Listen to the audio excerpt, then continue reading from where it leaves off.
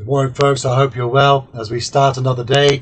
It's January the 22nd. I hope that we can both be blessed and encouraged, especially as we look at Spurgeon's morning and evening. Just looking at a single verse and his commentary on these things.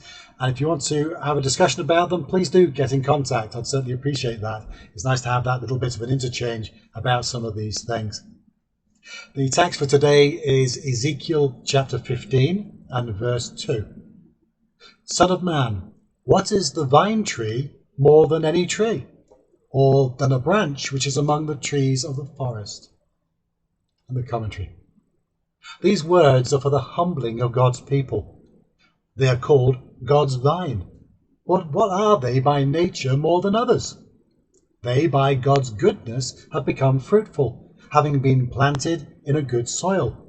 The Lord hath trained them upon the walls of the sanctuary, and they bring forth fruit to his glory. But what are they without their God?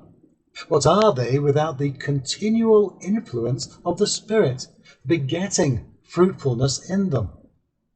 O believer, learn to reject pride, seeing that thou hast no ground for it.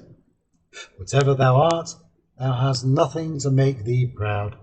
The more thou hast, the more thou art in debt to God, and thou shouldst not be proud of that which renders thee a debtor. Consider thine origin. Look back to what thou wast.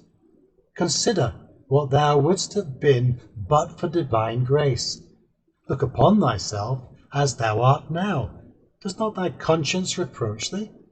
Do not thy 1,000 wanderings stand before thee, and tell thee that thou art unworthy to be called his son? And if he hath made thee anything, art thou not taught thereby that it is grace which hath made thee to differ? Great believer, thou wouldst have been a great sinner if God had not made thee to differ. O thou who art valiant for truth, thou wouldst have been as valiant for error if grace had not laid hold upon thee. Therefore be not proud, though thou hast a large estate, a wide domain of grace, thou hast not once a single thing to call thine own, except thy sin and misery.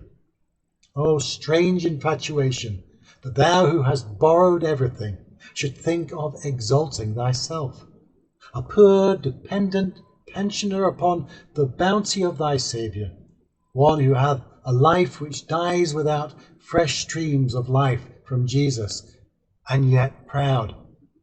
Fie on thee, O silly heart. Some wise words indeed when we think about all that we've been given, and the grace especially that's been given to us, and the humility perhaps we should have in view of that.